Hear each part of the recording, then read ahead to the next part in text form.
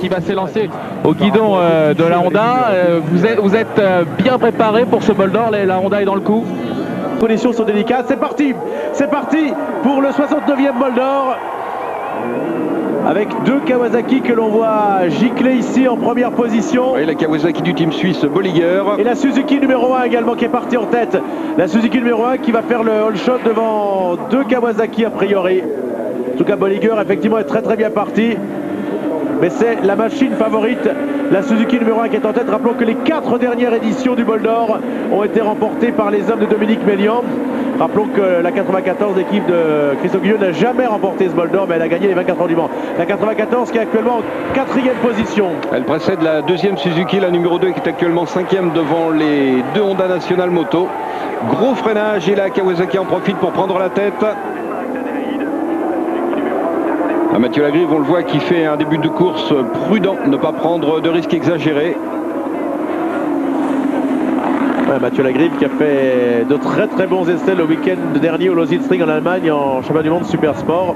Et puis Rémi et Philippe, on pourrait aussi dédier ce départ à Thierry Rogier qui s'est tué en reconnaissant le Tour de France là. Donc une petite pensée à Thierry Rogier. Oui, Thierry qui est décédé jeudi malheureusement et qui a été enterré ce matin.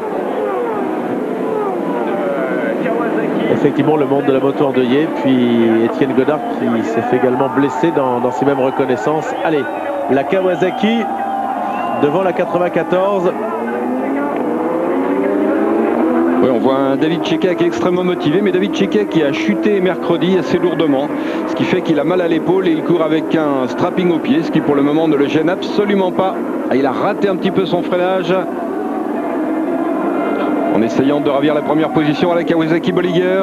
Oui, effectivement, c'est la Kawasaki qui est en tête. Il se retourne. Il a fait un terrible wheeling et il se retourne. Il est tombé sur la ligne droite des stands. Je ne sais pas ce qui s'est passé. Un wheeling un petit peu comme celui qu'avait fait à l'époque, vous en souvenez, Max Biaggi-Arnaud. C'est extrêmement dangereux, Philippe, puisque la moto est restée, vous le voyez, sur la ligne droite. Oui, c'est David Morillon. David Morillon qui s'est complètement raté, qui a retourné la machine. Un incident assez rare. Et c'est un incident. On va revoir ce qui s'est passé. Il se lève. Si c'est vraiment... J'ai pas vu les images. Moi, je suis en bas. Je vois David Morillon qui revient. Est-ce qu'il n'a pas eu un problème sur le côté? Il s'est levé pour regarder quelque chose sur sa machine. La machine est partie en wheeling et elle s'est retournée sur l'arrière. Une chute rarissime. Il arrive que les machines lèvent à l'accélération, mais alors à ce point-là, vraiment, c'est très rare. Et on aperçoit un pilote qui lève la main. Oui, il semble qu'on se dirige peut-être vers une neutralisation de la course. Plusieurs pilotes ont levé la main. C'est le safety car en piste. Et le safety car. On voit la chaîne qui a sauté sur la machine, donc on va en savoir un peu plus. Mais terrible. Les grands pilotes qui ont souvent été malheureusement tués, comme Michel Rougerie ou Patrick Ponce, se sont fait percuter comme ça en ayant su chuter étant sur le sol, Philippe. Oui, il y a un arrêt à signaler pour la Yamaha R1 du SMS Racing, la numéro 50, qui s'est arrêtée brièvement au stand. Celle de Vincent Ouzade, de Pascal Florial et de Romain Magnanou. Il semble souvenir même que le dernier pilote mort en endurance, c'était un pilote de Bolliger, ici même, il y a quelques saisons, de l'équipe suisse qui s'était Herbert Graf. Effectivement. Équipe malchanceuse, donc.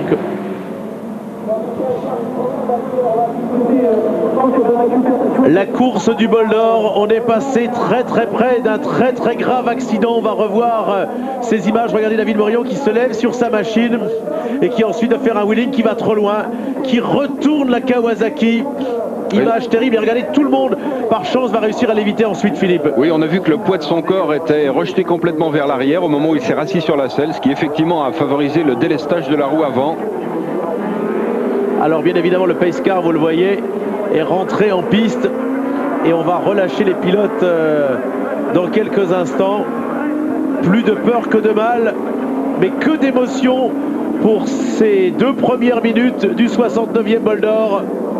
Sur ce circuit de Maillicourt, on voit là, quand même les nuages très menaçants. Il serait étonnant qu'il n'y ait pas des ondées tout au long du week-end.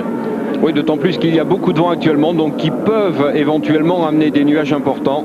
On voit les pilotes qui sont en train de chauffer leurs pneumatiques pour les remettre en température. On l'a dit, il fait très frais de surcroît. On annonce 4 degrés Celsius pour le petit matin. Et évidemment la Kawasaki Bolliger qui a déjà perdu pas mal de temps. mais ça aurait pu se terminer bien plus mal. Écoutez, vous avez vécu plus de bol d'or que moi, les deux Philippe Devarne notamment. J'ai pas souvenir d'un tel départ avec quelque chose d'aussi surprenant, un aussi gros incident. Aussi rapidement, oui. Donc, il y a eu des accrochages parfois. Et la 38 qui rentre. La 38 qui rentre, qui a été complètement, enfin on va pas dire complètement détruite, mais il y a beaucoup de travail sur la machine. Gérald Muto, qu'est-ce qui s'est passé? On n'en sait rien, on l'a pas vu passer, on a vu que c'était marqué abandon sur le tableau de la télé et on n'a pas compris quoi. Il a pas voulu faire une roue arrière? Je pense pas, lui non plus, non, mais je sais pas ce qui s'est passé. Oh, quel coup dur pour l'équipe de Jean-Claude Clapron et de Pierre Chapuis, dans lequel il y a Thierry Prota, Gérald Muto qu'on vient d'entendre au micro de Philippe. Oui, l'équipe Endurance Moto 38 qui avait commencé le week-end en pneumatique Michelin et qui ensuite est passée en Dunlop, mais malheureusement, bien sûr, s'inscrivant en cours de week-end, n'a pas pu disposer du meilleur choix, ceci expliquant peut-être cela, le manque d'habitude donc à ces pneumatiques. Philippe a rendu hommage à Thierry Regier, un mot également pour un pilote, Franck Géblin, qui s'est tué lui aussi malheureusement au circuit Carole lors d'essais en vue de ce Bol d'Or 2005. Il y a son épouse Nathalie. Et là, et avec l'équipe FM1 qui devait courir cette épreuve, ils ont choisi de lui rendre hommage en mettant une banderole dans la ligne droite des stands. Peut-être que notre réalisateur Christophe Baudouin pourra la montrer tout au long de ces 7h15. Oui, direct. Franck qui était pilote sous les couleurs de la Fédération des clubs moto de la police nationale. Effectivement, il venait de l'équipe numéro 22. Il a été coéquipier notamment de Gwen Gavani et de Roche. Oui, un mot de Jean-Louis Devoyon qui vient de rentrer. Jean-Louis, déjà physiquement, rassurez-nous. Physiquement, ça va très bien. Hein. J'ai glissé sur le dos avec la protection qu'on a aujourd'hui, ça va. Ça pose pas de problème. Après, la moto, comme je dis, elle a accroché tout. Elle a fait pas mal de tonneaux, vous l'avez peut-être vu. Et là, ce qu'il y a, c'est que je suis mal parti. Au départ, elle n'est pas partie. On a des petits problèmes de démarrage des fois. Donc évidemment, on ne veut pas perdre le train de tête, quoi. Et avec le temps d'attente pour repartir, les pneus, etc. Et puis il fait frais aujourd'hui aussi. Hein. Ouais, c'est pas tout à fait la même température de piste. Le temps d'attente un petit peu, plus un petit peu de surexcitation pour doubler, etc. Ça fait beaucoup de paramètres. Mais j'ai vraiment pas trop compris quoi, pourquoi je suis parti de l'avant à cet endroit-là, parce que j'avais déjà plus ou moins quand même lâché les freins. C'était pas une grosse attaque quoi, outrance, quoi. C'était pas un freinage. Bon. Oui, Jean-Louis Devoyon. Pardon, Jean-Louis Devoyon donc qui est le remplaçant de Frédéric Prota. Ses coéquipiers sont Gérald Muto et Thierry Mulot. Et en tout cas, on travaille là sur la machine. Il y a même Jean-Claude Capron qui est au boulot. L'équipe Endurance Moto 38 qui est basée à Chingéoir en Valdaine. Qui avait remporté 2 fois les 24 heures de Cherche-les-Bonnes. Un superbe palmarès pour un team privé. Ouais, ça fait donc deux des équipes habituées des ténors qui ont eu des problèmes avec la 8 et la 38, Philippe. Des petits quand même, des petites erreurs hein, qui sont pas vraiment bien pour une course de 24 heures. Il y a 24 heures à faire, donc Morillon qui se retourne, hein, qui est un pilote assez chaud. Donc parce que c'est vrai que passer le premier tour en tête c'est sympa, mais puis Jean-Louis qui vient aussi de faire une erreur. Vous voyez des pilotes de machines de pointe qui ont commis des petites erreurs dès le premier tour. Avec 4 marques différentes aux 4 premières positions, la Yamaha numéro 94 précède la Suzuki numéro 1, la Kawasaki numéro 11 et la Honda numéro 5. En catégorie Stock Sport, c'est la Kawasaki Scratch Moto numéro 49 qui est en tête. Elle est à la 8e place.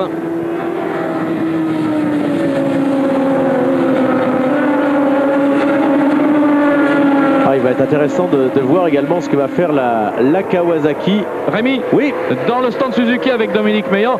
Dominique, c'est quand même rarissime hein, des erreurs comme ça de pilote au premier tour. Et puis ça peut être dangereux pour le peloton. Ça aurait pu être dramatique hein, ce premier tour. C'est vrai, c'est un petit peu un excès d'euphorie, on va dire. Mais il faut faire très attention. Il était en tête devant tout un peloton. Et c'est vrai que ça a vraiment failli faire, j'allais dire, une petite catastrophe. Alors, pilote pas assez vigilant peut-être, un peu, oui, euphorique, parce que boucler le premier tour en tête, c'est un petit peu regrettable quand même. Alors justement, là c'est parti pour vos deux machines. La tactique adoptée, la même tactique pour les deux machines, ou il y a une machine qui risque d'être un peu plus devant et l'autre qui va un peu plus assurer? Non, pour l'instant, on n'a pas de tactique particulière. On va observer un petit peu ce que fait la concurrence. En observant, ne pas se retrouver quand même trop loin. Donc, c'est ce que fait, par exemple, Mathieu. Il reste au contact de la 94. C'est un petit peu les consignes, les seules consignes que j'ai pu donner avant ce départ. Observer, voir un petit peu ce qui va se passer. Et puis ensuite, porter les stockades. Alors, on voit qu'au niveau de la météo, il fait très frais aujourd'hui. Est-ce que ça a perturbé un peu le choix de vos pneumatiques? Vous avez dû changer au dernier moment de pneus? Oui, c'est vrai, mais ce n'est pas une grosse perturbation dans le sens où nous avons pas mal de pneus Dunlop qui sont adaptés aux différentes températures. C'est vrai qu'il ne faut pas se tromper de pneus par rapport à cette température. Je pense qu'on a fait un très bon choix. Maintenant, il faut attendre la fin du premier relais pour voir l'état des pneumatiques. On va le savoir d'ici 3 petits quarts d'heure. Merci Dominique. Dominique Pellian, 25 ans d'existence pour son écurie Le Certes, et puis ce sont également les 20 ans de la GSXR. Dominique Pellian, son équipe et ses pilotes qui ont décroché un nouveau titre de champion du monde d'endurance. Oui, et la machine championne du monde d'endurance 2005 est actuellement deuxième, alors que celle qui était championne du monde l'année dernière occupe pour le moment la première position. Très belle lutte actuellement entre Mathieu Lagrive et David Checa. Bonne tenue également pour la Kawasaki qui est toujours en 3e position avec Julien Dacosta à son guidon. David Checa qui est bien sûr le petit frère de Carlos Checa qu'on a vu tourner ce matin. Je me rappelle du reste que c'est le coéquipier de Checa, Loris Capirossi, qui est en pôle à Motegi. Oui, David Checa dont on parle actuellement pour le championnat du monde Superbike l'année prochaine, peut-être chez Aprilia. Aprilia dont ce serait le retour donc. Tout à fait, ce n'est qu'une rumeur, pour le moment rien de confirmé, mais il semble qu'il y aurait des contacts. Rémi, oui, chez National Moto PlayStation avec Christian Lavieille. Christian, ça se passe comment pour vos motos là en ce début de course? Pour l'instant, bon départ. On a vu que Gwen s'est un petit peu accroché avec la Suzuki numéro 2 au freinage Adelaide. Mais bon, on est sur notre tableau de marche. Mais bon, ça fait que 10 minutes, donc il reste encore 23h50. Écoute, on verra bien.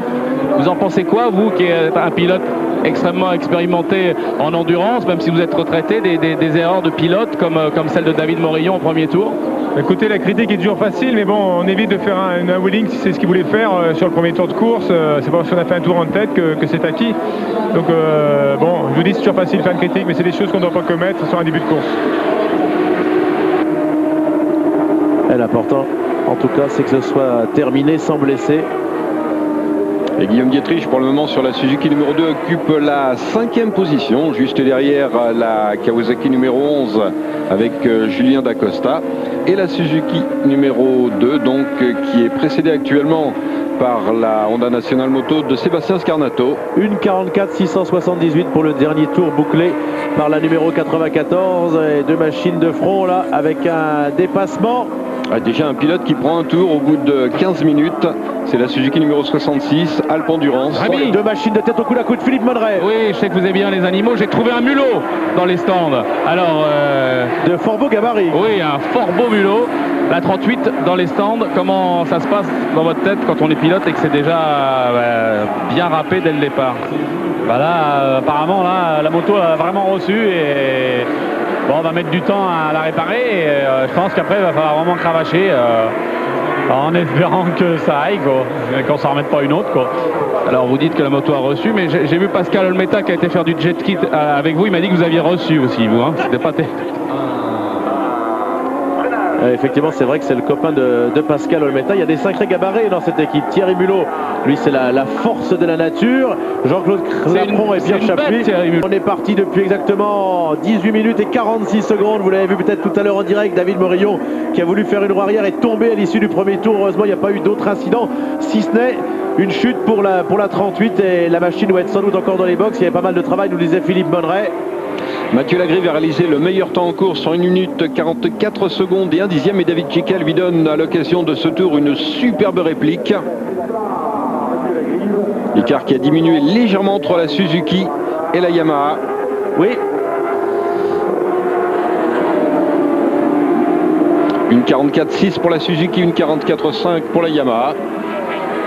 Oui, oui, je vous entends.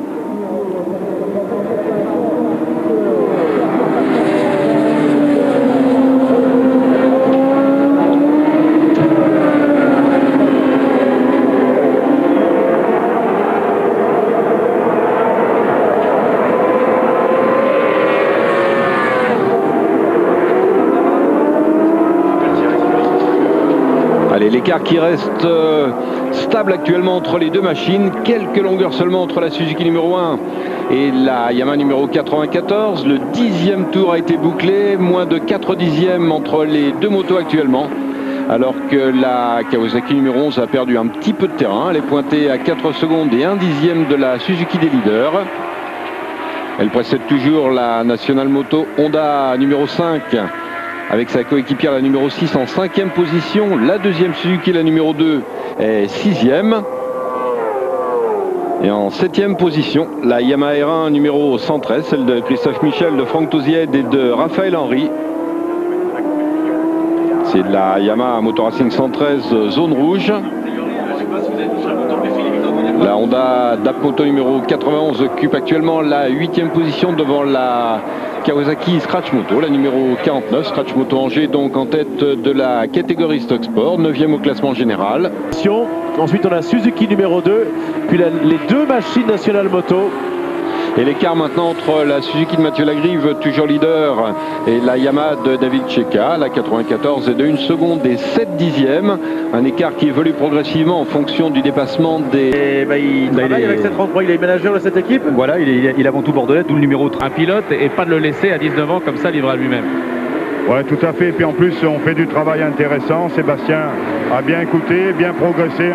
Donc, il n'y a aucun souci. C'est vraiment très, très intéressant de travailler avec un jeune pilote pour l'amener plus loin. Et tout ça sous les yeux de Boubou. Hein. Christian Bourgeois est là, il surveille. Alors que la Suzuki numéro 2 vient de repasser devant la Kawasaki numéro 11. On écoutait les propos de Patrick Machiot. Stéphane Mertens, vous, la relève en Belgique, il y a un jeune, il y a Xavier Siméon. Oui, Xavier Siméon qui se débrouille bien en stock 600. Il y a Didier Van Kemmel aussi en Super Stock 1000 qui vient d'ailleurs de remporter la dernière épreuve. Donc oui, ça c'est pas évident, mais il y a quand même une relève qui pointe le nez. Alors que la Yamaha numéro 94 s'est arrêtée au stand pour un arrêt ravitaillement rapide et c'est Sébastien Jambert qui est reparti au guidon de cette machine. Qui est team manager maintenant chez National Moto. Christian, une petite alerte sur la numéro 5. Oui, une petite alerte, un petit souci de sélecteur de vitesse, c'est grippé. On a perdu une bonne minute, ce qui nous a fait perdre un petit peu le contact avec la numéro 11 et la numéro 2. Mais bon, la course est encore longue, les pilotes font assurer de très beaux relais. Bon, maintenant, à nous de rester sur son rythme, mais on verra au petit matin. Qu'est-ce que vous avez donné comme conseil à vos pilotes pour aborder la nuit? Attaquer mais pas tomber. Voilà, et puis on les cale un peu, on donne des écarts sur la Suzuki numéro 2 et la Kawasaki numéro 11 pour qu'ils essayent de rester sur le même rythme. Remonter, ça ne sera pas possible, mais essayer de rester calés sur le même rythme pour ne pas se faire distancer. Puis maintenant, il faut attendre que ce soit eux qui aient des petits problèmes mécaniques. Est-ce que vous pensez que par rapport à la Yamaha qui est équipée en Pirelli, vous qui êtes équipé de Dunlop, ça peut faire la différence? Vous pouvez revenir au contact? Non, pour l'instant, dans ces conditions, il n'y aura pas de différence. C'est sûr que s'il pleut, on a vu aux essais que les Pirelli prenaient entre 5 et 10 secondes suivant les pilotes qui avaient dessus. Et là, c'est énorme. Et en plus, ils sont vraiment sur des œufs. Donc, ils sont vraiment à la limite de faire du tour. C'est sûr que ces conditions passent à la pluie. Tous les pilotes, toutes les motos équipées en Dunlop seront à l'avantage et passeront devant. Merci Christian Lavieille. Alors cette Honda numéro 5 pour le moment est en 7e position. Après son ravitaillement, elle a été doublée par la Yamaha R1 du team de Jean-Marc Delettan, la numéro 41. Alors Christian Lavieille, team manager, il partage comme vous le fait d'avoir été champion du monde d'endurance. Ça vous tenterait pas avec toute votre expérience, Stéphane Mertens, un jour de prendre en main une équipe, d'être patron? Oui, ça peut être dans la logique des choses, c'est vrai. Mais tant que j'ai en moi cette passion, cette envie de courir, bon, on ne peut pas faire deux choses à la fois. Je crois que c'est très bien ce que Christian Lavieille fait. Je le ferai peut-être un jour.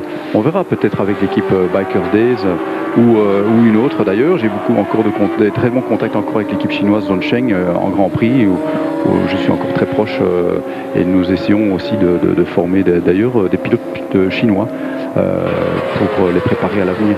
Oui, on les verra normalement en Malaisie. Je dis bien normalement parce que les dernières tentatives de sortir de Zhongsheng, ça a été avorté. Malheureusement, il y avait l'Allemagne, il y avait ensuite, on devait les voir à Brno et finalement, c'est un pilote tchèque qui a roulé à la place d'Erwan Nigon ou des pilotes chinois. Et puis Bruno Badouy qui disait que les Chinois auraient quand même beaucoup de mal à se qualifier en Malaisie. Philippe Bonneray.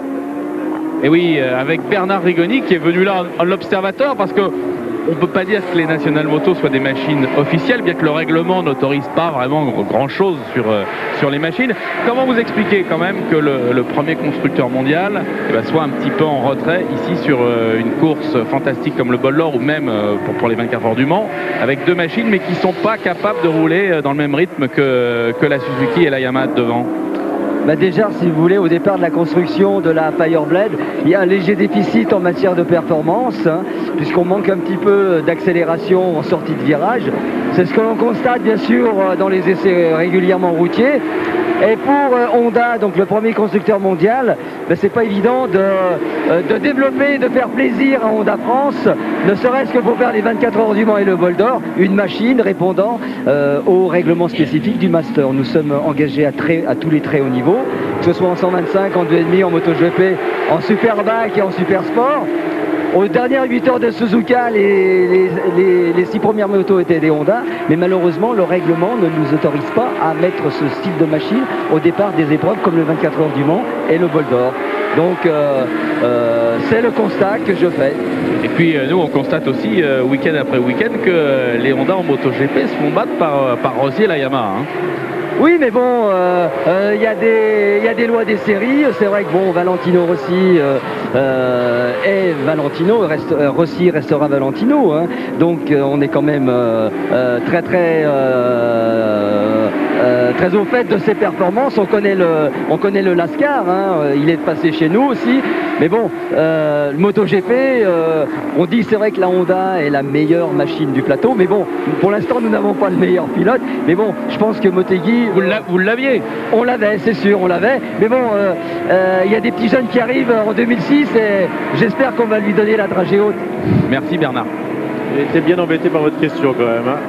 Rappelons que... Ah oui, parce qu'ils avaient quand même dit que si Rossi gagnait, c'était la Honda, hein, c'est ce qu'ils avaient dit. Ça c'est clair que là, depuis 2 ans, Honda, ils font profil bas. En plus, ils ont été incapables de trouver un véritable leader. Chaque pilote se prend les poids, c'était le cas l'année dernière. Alors cette année, ils ont battu tous les records, puisque normalement, ce week-end, et ce sera en direct sur Eurosport, hein, je vous rappelle, le matin, 3h44, la grille de départ 125 pour les courageux. Et puis ensuite, vous aurez vers 5h15 de mémoire la 250 et dans la foulée, la MotoGP. Bourgeois, le programme sportif de Kawasaki en 2006 se met progressivement en place. Que pouvez-vous nous dire sur ce sujet actuellement? Pour l'instant, il faut bien avouer que depuis le retour de Kawasaki en Grand Prix, qui est quand même été assez difficile, parce que Kawasaki avait perdu le fil des Grands Prix depuis quasiment 20 ans et avait dans un certain sens sous-estimé l'implication que cela nécessitait en moyens, en matériel, en connaissances. Depuis ce retour en Grand Prix, l'intégralité des ressources passe dans cette... Pour un stop and go, Christophe Guillaume, vous étiez là, ça fait perdre du temps, ça c'est un peu idiot hein, ce qui vient de se passer. C'est sûr, mais bon, ça fait partie de la course, puis c'est normal qu'on prenne une pénalité si on va au-dessus des vitesses des stands. La seule chose, c'est que c'est vraiment pas de la faute des pilotes, parce qu'on a un système de limiteur, comment dire, sur le boîtier. Mais comme on a perdu nos boîtiers en fait en début de semaine, on a dû refaire un cette semaine, vite fait. Et en fin de compte, on s'est pas rendu compte que la coupure est un peu trop haute. Et c'est pour ça qu'on n'est pas passé limite des stands. Donc là, on a briefé vraiment les pilotes, on leur a vraiment dit d'aller en dessous de ce qu'on appelle nous le ratata, c'est un système de coupure à l'allumage qui s'enclenche quand ils rentrent dans les stands. Et il n'y aura pas de problème pour la suite. Et c'est vrai que c'est dommage, c'est vraiment dommage. Vous avez perdu combien de temps là en gros sur cet arrêt de stop and go? Tout compris, ça fait perdre au moins 1 minute. Merci Christophe. Oui, plutôt 50 secondes, puisque maintenant on voit que la Yamaha numéro 94 roule de concert avec la Suzuki numéro 1. Il y a donc un tour d'écart entre les deux machines. Le tour s'effectuant en 1 minute 45 secondes lors de la dernière boucle pour la Suzuki numéro 1. Mais c'est bien organisé ce stop and go, vous avez vu, on permet de voir maintenant une confrontation entre les deux machines de tête. La valeur du CERT et l'implication de Dominique Meillan. Christophe Guyot est arrivé au fil des années à son niveau. Et en plus, on peut dire qu'il y a 3 pilotes dans les deux cas de figure qui bétonnent. En fait, qui bétonnent dans le sens où ce sont des pilotes qui n'ont pas de lacunes, qu'ils se fassent secs ou qu'il pleuve, ils assurent un service maximum. Donc en fait, pour moi, c'est 2 machines qui actuellement sont ensemble sur la piste se valent. La différence aurait pu se faire au niveau dans des conditions de piste humides où actuellement il s'avère que les Pirelli sont inférieur au d'un lap. Mais sinon, dans ces conditions actuelles de course et dans les conditions météo qui seront bonnes toute la nuit, pendant toute l'épreuve, hormis un froid de 4 à 7 degrés, ça devrait se valoir, ça jouera au finish. Et après, reste à savoir si les pneus Dunlop disponibles et les Pirelli disponibles conviennent pour travailler dans des conditions de piste froide et sur une granulométrie de piste assez fine. Oui, d'autant plus que quand il fait froid à ce moment-là, le macadam a tendance à se durcir. Non, ça ne se durcit pas. En fait, disons qu'un pneu, on ne peut pas dire qu'il a de pneus tendres ou de pneus durs. En fait, bien souvent, ce sont des gommes plus résistantes qui ont moins de phénomènes d'abrasion par piste froide. C'est un peu paradoxal, mais c'est comme ça. Et justement, comme maintenant les pneus d'endurance sont directement dérivés des pneus de Superbike, il n'y a plus de développement spécifique pour endurance, contrairement à ce que j'ai pu connaître dans les années précédentes. Qui n'était absolument pas planifié, absolument pas prévu. Bon, heureusement. Elle repart. Hein. Oui, ça a été extrêmement bref, heureusement. Allez, on va aller savoir ce qui s'est passé. Effectivement, a priori, ça n'était pas planifié. La machine de tête qui s'est arrêtée, qui a pu repartir. On a réussi à le voir grâce aux images de Christophe Bauzouin pendant qu'on entendait l'interview de Philippe Monneret.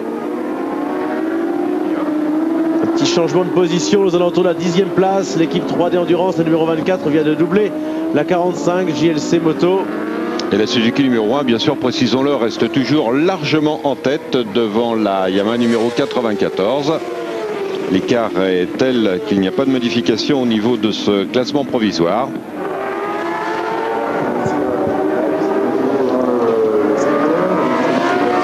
Pas de problème toujours pour l'Espagnol David Checa avec la Yamaha R1, le coéquipier de Sébastien Gimbert et de William Coste. Deuxième position pour la Yamaha R1 du GMT.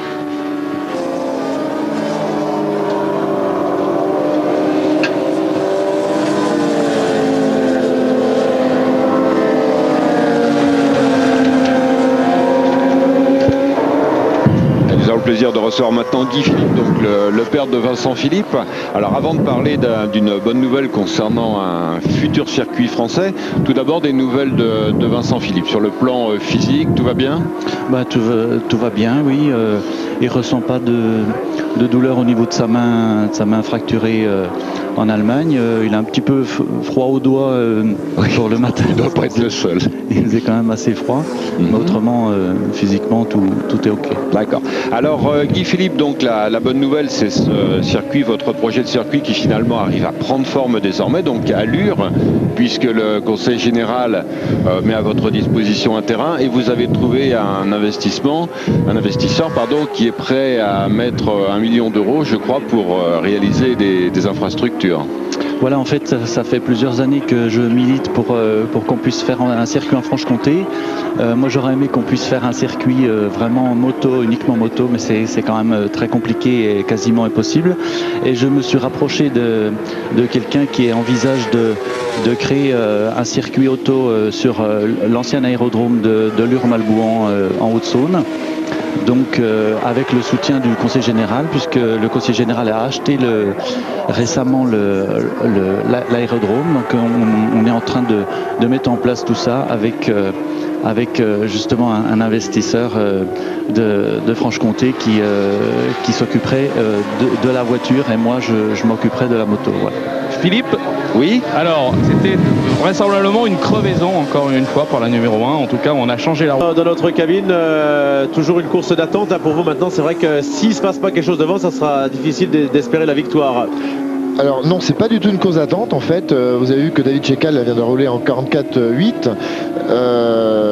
Sébastien Gimbert s'est mis à rouler très vite depuis 3 relais. Donc la tactique, c'est vraiment d'essayer de maintenir l'écart. C'est clair qu'on n'arrive pas à rouler plus vite, beaucoup plus vite en tout cas que le numéro 1. L'écart, c'est une course d'attente parce que vous ne pourrez pas gagner. S'il ne se passe pas quelque chose devant, s'ils ne s'arrêtent pas, s'ils n'ont pas un pépin, s'il n'y a pas de chute, ça va être très difficile à la régulière. La cause d'attente serait entre guillemets de se reposer, c'est-à-dire maintenant on assure et de stabiliser ou de laisser l'un partir et que tout le monde puisse rouler calmement. Mais là, disons que l'un, comme les 94, sont obligés d'attaquer, d'être à fond. Merci Christophe. Alexandre Kowalski chez Yamaha. Alexandre, alors vous vous occupez de la compétition chez Yamaha Motor France. Est-ce que à l'instant de la compétition, là, vous êtes à un peu plus de 2 tours de la Suzuki de tête, vous n'êtes pas un peu déçu, vous espériez pas mieux? Non, je crois que de toute façon la course n'est pas encore terminée. Il reste quand même 4 heures, 5 heures de course, donc il ne faut jamais baisser les bras. On maintient la pression. Sébastien, David font un très bon relais. William était un petit peu fatigué sur le petit matin. Et puis là il récupère. On a fait rouler David et Sébastien un peu plus. Donc la moto remonte, on maintient, on est en 45. Donc on croise les doigts. Et à la fin de la course, l'arrivée est à 15 heures. Alors vous pensez que sur le plan commercial, c'est important de gagner quand il va avoir un salon d'ici 15 jours? Bien sûr, c'est vrai que d'être présent au Bol d'Or, d'être bien présent, d'être bien présenté sur une telle course, c'est très important. C'est un grand rendez-vous de l'année pour tout ce qui est pour tout le marché de la moto française. Et puis c'est vrai qu'on est à l'aube du salon et donc c'est toujours un rendez-vous très important pour Yamaha d'être ici. Un mot également Stéphane Lacaze en 12e position de la machine Univers Moto numéro 83 qui est à 599 tours parcourus. Elle est dans son 600e tour. Oui, un team varois originaire de Draguignan qui fait son retour en endurance également. Ils avaient roulé il y a quelques années sur Honda toujours. Et là, ils en profitent pour faire une opération en faveur des enfants atteints du cancer. Donc c'est très très bien. Et leur résultat également, ils ont un pilote de talent avec Thierry Laguin qui a gagné la Super Roadster Cup l'année dernière, qui a aligné des très très beaux chronos. Et puis ils ont une équipe technique solide. Le résultat est là. Ils ont fait une course sans trop de soucis. Et ils sont 12e au général. Pour un retour, c'est plus que bien. Toujours de beaux chronos pour Keiichi Kitagawa sur la Suzuki numéro 1. Il vient de tourner en 1 minute 44 secondes et 7 dixièmes, soit un tout petit peu plus vite que la Yamaha numéro 94, toujours en 2e position. Allez, on continue notre marathon moto avec plus de 11 heures de direct. Ce week-end, vous avez peut-être vécu les Grands Prix moto ce matin. Je rappelle qu'Olivier Jacques revient pour le Grand Prix de Malaisie la semaine prochaine. Et puis nous, on est encore en direct jusqu'à 11h30. Et on se retrouvera à 14h30 pour la dernière demi-heure de l'arrivée. Peut-être avec le triomphe de la Suzuki. Un nouveau triomphe pour Suzuki qui enchaîne les victoires ici. Ils sont vraiment à domicile au Bol d'Or, même s'ils sont de la Sarthe. Oui, je pense que la défaite des 24 heures du Mans a dû quelque part, même s'il ne veut pas trop l'avouer, rester en travers de la gorge de Dominique Mélian. Le Bol d'Or, ça fait quelques années qu'il garde les coupes dans son bureau et je ne pense pas qu'il ait envie de la rendre cette année non plus. Le dernier tour de Sébastien Gimbert en 1 minute 46 secondes et 5 dixièmes, soit 2 secondes moins vite que la Suzuki numéro 1. Sébastien qui a pris son lait il y a quelques minutes. Varrois lui aussi. Varrois lui aussi, tout à fait. Il habite à Fréjus, on est même presque voisins. Et en fait, il a doublé ses relais cette nuit, tout comme David Checa, suite à un petit passage à vide de William Coste. Et David, en descendant de la moto, quand même, était un petit peu marqué tout à l'heure. Il faut dire qu'il a chuté pendant les essais jeudi. Il s'est un petit peu fait mal à une épaule. Et là, c'est le matin. Ils ont déjà 19 heures de course dans les bras et ça commence à tirer un petit peu, mais on voit que c'est quand même une équipe de battants parce qu'en descendant de la moto il avait beaucoup de peine à bouger, il fallait qu'on l'aide à retirer ses gants et 5 minutes après il faisait signe à Christophe Guyot que tout allait bien et qu'il était prêt à repartir. Donc je pense qu'Alexandre Kowalski ne se trompe pas en disant que la course est encore longue et tout peut arriver et le GMT ne lâchera pas de morceau jusqu'à la fin. C'est pour ça qu'on est en direct pour vous faire vivre ces moments qui peuvent être décisifs. Souvent, lorsqu'on vous a proposé de l'endurance en direct, que ce soit aux 24 heures ou ici même, il s'est passé des rebondissements dans les dernières heures de course. La fatigue va s'accumuler. On l'a vu tout à l'heure, le masque de Christophe Kogan qui est sur la Kawasaki numéro 11 et qui savait qu'il devait aller faire son métier de pilote professionnel. Mais c'était dur mentalement. Gaël, qu'est-ce qu'il a trouvé des mots et Jean-Loïc Kogan, son papa, pour le réconforter. Il avait cette blessure qui s'est réveillée avec le froid, Philippe de Barle, blessure au poignet. Oui, tout à fait, ça a rendu le pilotage particulièrement pénible puisqu'il n'arrivait plus à ouvrir la poignée complètement à fond, ce qui évidemment était relativement pénalisant au niveau des chronos, bien que les chronos étaient loin d'être médiocres. On se souvient qu'il s'était blessé un jour où il y avait de la neige, un lundi de Pâques, il est lors des essais la veille, le dimanche, dans l'équipe de Martial Garcia à Donington Park. Une vieille blessure au scaphoïde. Et quand il fait très froid, évidemment, toutes ces vieilles douleurs ressortent quelque peu.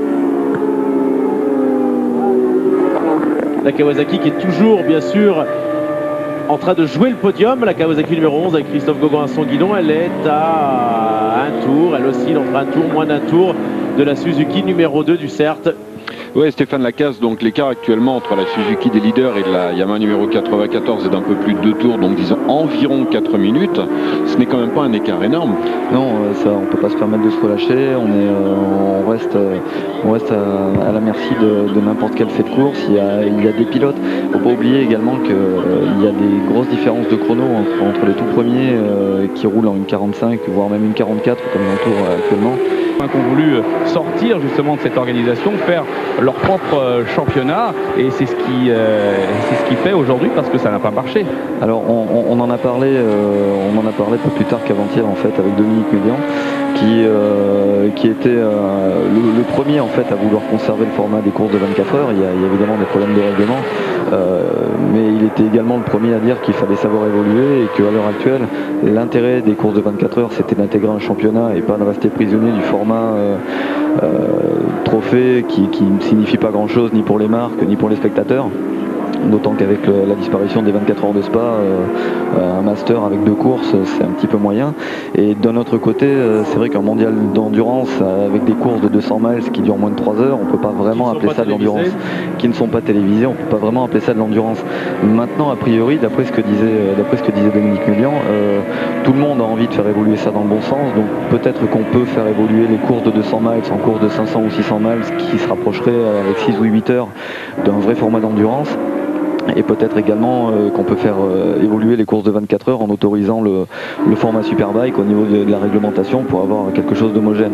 A priori, tout le monde a l'air d'accord pour tirer enfin dans le même sens. Et ça peut aller que dans la bonne direction, quoi. Alors justement, Philippe Debarle, est-ce qu'on ne reviendrait pas à un règlement qui autoriserait le retour des superbikes? Oui, tout à fait. C'est la question qui a été posée. C'est ce qu'on envisage du côté de la Fédération internationale. Les superbikes, il y a du bon et du moins bon. Ce sont des machines plus rapides que les superproductions, car disposant de moteurs évidemment mieux préparés, mais que ce sont également des machines très chères que peut-être tous les teams ne sont pas capables de s'offrir. On avait vu quand elles étaient autorisées en endurance qu'il n'y avait pas forcément beaucoup de superbikes présentes sur les grilles de départ. Et Philippe, attention, oui, parce que des superbikes qui vont devoir être faites pour tenir 24 heures, ça ne sera pas tout à fait les mêmes. Au niveau moteur, on va devoir mettre un peu moins de puissance. Oui, tout à fait. Mais on avait déjà vu ces superbikes donc assagies, disons, en endurance sur les courses de 24 heures, et la différence au niveau des temps autour était d'autant plus énorme par rapport aux équipages privés. Avec les 750. Exactement, et aussi donc avec les machines comme par exemple les Stock Sport actuels qui sont très proches de la production. Quel intérêt véritablement?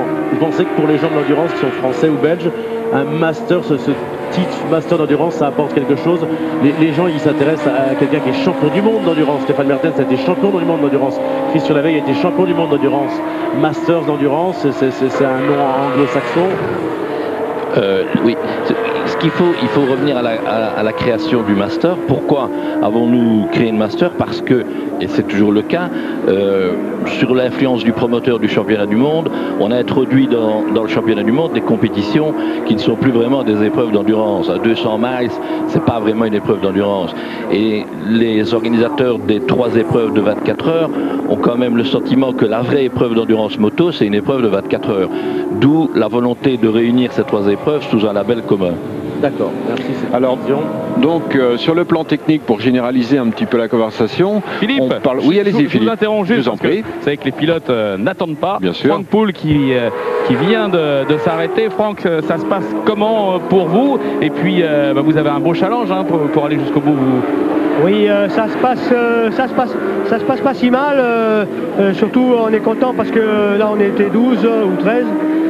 Mais surtout pour les enfants en santé, là, ils doivent être motivés de nous voir qu'on s'est bien démené toute la nuit pour eux. Et j'espère que on va arriver au bout. Pour moi, mon physique est un petit peu fatigué, mais ça va. La machine? La machine est en bonne forme. Elle va bien, pas aucun problème. Et oui, la machine, c'est un modèle de l'année. Vous avez déjà pas mal de décennies. Oui, ça c'est normal. Alors donc, Jean Patinet, pour en revenir à notre sujet, il est question en endurance de faire un retour à la catégorie Superbike, donc alors que nous roulons actuellement en superproduction. Que pensez-vous de cette éventuelle initiative? cette initiative, elle constitue justement des points de négociation dans le cadre du championnat du monde d'endurance, puisque vous savez qu'au niveau du championnat du monde, la classe Superbike fait partie des classes admises. Pourquoi, lors de la création du Master, n'avait-on pas repris cette classe Superbike? Parce que pour les participants aux épreuves de 24 heures, elle était fort onéreuse. Donc voilà, c'est vrai que depuis le règlement Superbike a été modifié et qu'il apparaît que l'évolution des moteurs en Superbike serait un peu moins onéreux que précédemment. Mais je pense que si les 3 épreuves de 24 heures se rapprochent ou réintègrent le championnat du monde, il faudra évidemment qu'on trouve un règlement commun et ce sera très probablement avec la Superbike. Alors en championnat du monde Superbike, on utilise la même pneumatique pour tout le monde, le même manufacturier de pneumatiques. Serait-ce une bonne solution éventuellement pour l'endurance, puisque l'organisateur du championnat du monde d'endurance et du championnat du monde Superbike est le même? Oui, sur le plan à la limite, je dirais, de l'éthique sportive, je ne pense pas que ce soit la meilleure des solutions. Mais bon, les impératifs commerciaux sont tels que on verra. Mais actuellement, ce n'est pas... Vous parliez tout à l'heure de pilotes qui s'ennuyaient pendant les relais. On va réveiller également au niveau de la Yamaha 94. Bon, ce n'est pas dans l'immédiat, alors que l'on a vu brièvement auparavant Olivier Four sur la Suzuki numéro 2 qui occupe la 3e position. À 6 tours de sa consoeur, la Suzuki numéro 1 qui est toujours pour le moment en tête avec plus de 2 tours d'avance sur cette fameuse Yamaha du GMT, la numéro 94. Et la Suzuki numéro 11 occupe la 4e position devant la mieux placée des Honda. La National Moto numéro 6 qui est 5e. En 6e position, première de la catégorie Stock Sport, la Suzuki GSX-R 1000 du Junior Team, lycée Le Mans Sud, qui précède le premier équipage étranger, en l'occurrence le Phase One Junior. La machine numéro 3 qui, Stéphane Lacaze, est en 7e position avec de jeunes pilotes peu connus, dirons-nous.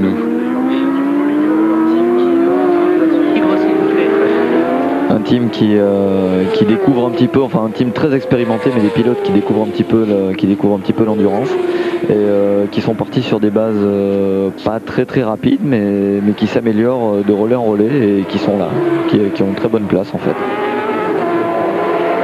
Allez, la Suzuki qui rentre au stand pour changer de pilote, Philippe Debarle, et on va en profiter pour marquer une petite page de pub.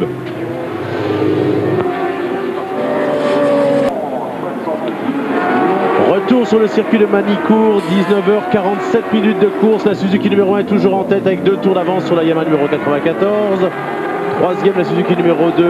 C'est intéressant puisque la bagarre à ferrage sur la piste, on a même eu un départ un petit peu tonitruant, heureusement sans gravité. Vous avez eu de la chance là, hein. C'est vrai qu'on est passé très loin avec la roue arrière de David Morillon d'un grave accident. On a eu beaucoup de chance, mais bon, ça a fait un peu le spectacle, mais heureusement... il est clair que l'image va sans doute faire le tour des télévisions dans le monde au niveau du zapping. Pour ce qui est de la télévision, c'était effectivement... Je crois qu'on l'a déjà vu beaucoup sur toutes les chaînes nationales et autres, et je pense qu'on la reverra par la suite. Et au niveau des spectateurs, écoutez, je pense qu'on peut dire que tout s'est bien passé. On a une légère baisse par rapport à l'an dernier, mais on a eu 53 000 motards qui se sont déplacés pour assister à 69e Boulder. Donc globalement, nous sommes satisfaits de... Et combien de spectateurs payants? Et nous sommes à 45 000 spectateurs payants, et il va y en avoir quelques centaines aujourd'hui, mais bon, on va dire aujourd'hui c'est plus marginal. Il y a beaucoup de gens qui arrivent quand même le dimanche matin, c'est-à-dire que le beau temps aide un petit peu pour trouver une idée pour ramener du monde, parce que l'endurance ça plaît toujours. Hein, oui, c'est clair, non, le bilan est positif, mais on ne peut pas s'en satisfaire. On voit quand même une érosion du nombre de visiteurs, même si elle est faible, il y en a une, elle est réelle chaque année. Cette année notamment, il y a eu moins d'équipages engagés. Oui, 47 contre 57 l'année dernière. C'est la première fois qu'il y a une baisse aussi sensible. Bon, là, je pense que les raisons économiques jouent pour beaucoup, mais il n'y a pas que ça. Et c'est vraiment important qu'on réfléchisse et qu'on travaille pour redonner envie à d'autres écuries de nous rejoindre et de courir à nouveau sur des belles courses comme le Bol d'Or ou les 24 heures du Mans. Voilà, parce qu'il ne faudrait pas qu'on descende en dessous de cette barrière des 47. Il faudrait qu'on récupère des équipes comme Freebike et toutes ces équipes qui venaient auparavant, absolument, comme Pierre Cascarino. Oui, tout à fait. Alors en termes de catégorie, donc les vedettes actuellement sont les Super Productions qui roulent avec des moteurs de série. On envisage un retour à la catégorie Superbike, donc avec des moteurs préparés, ce qui reviendra forcément beaucoup plus cher. Est-ce que vous pensez que c'est une bonne solution d'avoir des motos plus rapides, c'est évident, mais également plus chères? Alors moi je pense que c'est une bonne solution parce que ça peut attirer d'autres constructeurs à venir participer, mais il y a eu une réunion hier à la FIM à laquelle la CO était présente, bon pas nous puisque nous étions sur le circuit, et qui m'inquiète énormément puisque le promoteur actuel du championnat du monde veut supprimer la superproduction dans le cadre de championnat du monde, et bien évidemment pour nous c'est complètement rédhibitoire et on ne pourra pas rejoindre le championnat du monde dans ces conditions-là. Aïe, aïe, aïe, effectivement. Oui, oui, je crois que vous êtes avec Christophe Cogan. Oui, Christophe Cogan, qu'on va laisser aller se reposer parce que Christophe, vous êtes très très fatigué. Oui, c'est sûr qu'on a cravaché toute la nuit, on a essayé vraiment de donner le meilleur de nous-mêmes. Et puis ce matin, on le paye, quoi. Physiquement, moi je suis sec, quoi. J'ai mal partout, j'arrive pas à me déplacer sur la moto, donc voilà, la moto est un petit peu physique quand même. Alors 5 degrés cette nuit, vous rouliez avec un cuir perforé, est-ce que justement il n'y aurait pas intérêt à un peu mieux se préparer au niveau de l'équipement pour moins souffrir? C'est sûr que de rouler avec un cuir perforé quand il fait froid, ça fait tétaniser un petit peu les tendons, les muscles et tout, et puis ce matin on le paye un peu, ouais, c'est clair. Bon, vous êtes quand même globalement satisfait de votre Bol d'Or? Disons que c'est un Bol d'Or qui a été quand même assez difficile, je le voyais pas comme ça, mais bon, je suis assez satisfait. C'est sûr on est là pour gagner, quoi, mais à partir du moment où pour récompenser, je pense, toute l'équipe, c'est bien de finir aussi. Vous l'imaginiez comment? Différent. Mieux placé ou plus facile seulement? Mais plus facile aurait été mieux placé. Merci Christophe. Et le garçon sponsorisé par Christian Doris, il a souffert, il souffre toujours mais il s'accroche. Alors Jacques Tillet, Noël en décembre, Bercy en novembre, le 11, 12, 13, donc le Supercross de Bercy, il se présente comment cette année? Il se présente très très bien, puisque l'année dernière déjà on avait quasiment fait le plein, là les préventes fonctionnent très très bien, le plateau aussi s'annonce formidable, très relevé. Bon, il est encore un peu trop tôt pour annoncer des noms, mais je pense que des gens comme Sébastien Tortelli seront là cette année, donc ça va à nouveau enflammer le POPB. Et traîner sa KTM, la nouvelle machine avec laquelle il disputera le championnat du monde l'année prochaine en coéquipier de Michael Pichon. Et rappelons que Stéphane Lacaze, il se repose sur la moto, Yamani. C'est beau, c'est beau. Il a la santé au moins, le garçon. 33 ans, père de famille, rappelons-le, 2 enfants, Gwen Gavani, qui est arrivé dans cette équipe, et je crois que Christian Lavieille regrettait de l'avoir pas vu sur l'autre machine, vu les chronos qu'il a fait depuis qu'il est arrivé. C'était l'un des grands bonhommes de cette équipe nationale moto ce week-end. Gwen Gavani, on lui tire un coup de chapeau. Pour lui, c'est même seulement le début de l'endurance, parce que demain il reprend l'avion directement pour Rome, pour participer aux 200 miles de Vallelunga le week-end prochain. Et Mathieu Lagrive a du mal à descendre sous la minute 46, bien qu'il n'en est pas là très loin. Dans son dernier tour, il a effectué un chrono de 1:46.000.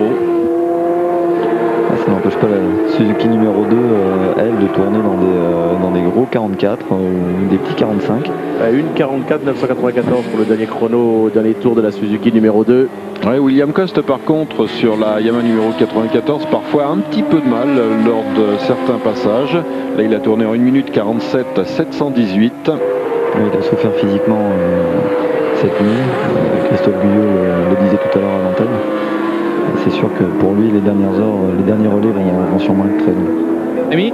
Oui, Philippe. Dans le team 38 avec Jean-Claude Clapron. Alors Jean-Claude, là vous êtes en train de remballer la machine, de vider le stand. Racontez-nous un peu votre Bol d'Or, parce que vous êtes un des animateurs du championnat d'endurance. Et là, le Bol d'Or, ça s'est pas bien passé pour vous. Oui, le Bol d'Or, malheureusement, là, une chute dans le premier tour qui nous a coûté, on s'est retrouvé 47e au fond de la liste. Donc il a fallu remonter, ça roule quand même vite, les équipages sont de plus en plus performants. Donc assez dur à remonter, on est remonté jusqu'à la 20e place. Et puis là, une défaillance mécanique, je pense, ou une soupape ou un coussinet de bielle. Est-ce que ça peut être dû aussi à la chute, à un moteur qui déjauge? Ouais, je pense que de toute façon, les chutes n'arrangent jamais les choses. Tous les petits ennuis qu'on a eus, c'est dû à la chute. Et puis c'est vrai que, bon là, on va expliquer les choses en rentrant, mais bon, c'est un peu dur d'arrêter là. Mais un grand merci aux pilotes et à toute l'équipe qui a su être là et juste pendant toute la nuit. Alors, le team, l'équipe, c'est toujours la même. En revanche, les pilotes, il y a une valse des pilotes. On a l'impression que vous avez du mal à vous décider, de les garder. C'est pas les mêmes entre les courses. Qu'est-ce qui se passe? Comment ça se fait? De toute façon, ça devient de plus en plus dur à gérer. Je pense qu'aujourd'hui, le gros souci, c'est les budgets. Et il faut vraiment qu'on trouve des budgets ou alors je pense que ça sera certainement une retraite prématurée. Alors oui, vous parlez de retraite, déjà plus que 47 équipages cette année, l'endurance, ça va pas très bien. Ben, je pense que l'endurance aujourd'hui, la clé est chez eux. Je pense que plutôt que de travailler chacun dans son coin, essayer de regrouper et de faire un seul championnat du monde en ramenant les deux grandes épreuves qui sont les 24 heures du Mans et le Bol d'Or. Nous, c'est notre souhait et je pense que ça permettra de survivre à tout le monde, de pouvoir se battre et à de nouveaux teams de venir nous rejoindre. Le souci qu'on a aujourd'hui, c'est que si on arrive à faire une énorme synergie, eh ben, tout le monde sera là, Eurosport sera là, tout le monde sera là pour nous aider. Et on a besoin des médias parce que c'est eux qui aussi nous aident à vivre, à démarcher nos sponsors. Oui, mais on a besoin aussi des pilotes et des teams pour faire des courses. Donc, essayez d'être là, trouver des budgets pour l'année prochaine, Jean-Claude. Bah écoute, ouais, on va être là, et puis peut-être que Philippe va remettre le cuir. Reste pas. Déjà que Pierre Chapuis va remettre le cuir dans cette équipe 38, ce serait déjà pas mal. La Suzuki numéro 1 qui vient de tourner en 1:44.763, Stéphane Lacaze. Voilà, ça y est, on l'a énervé, Mathieu. Il fallait pas faire des réflexions sur son temps par rapport à ceux de la Suzuki numéro 2. Ah, une progression très rapide pour Mathieu Lagrive, 1:46, 1:45, 1:44 désormais, 1:44.7.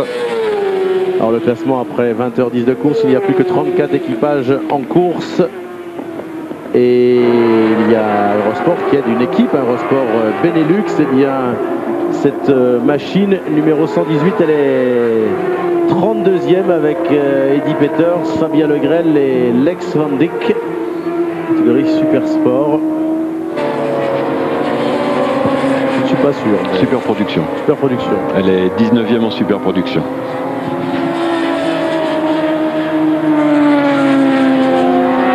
Mathieu Lagrive tout à l'heure, il est dans une bonne période en ce moment.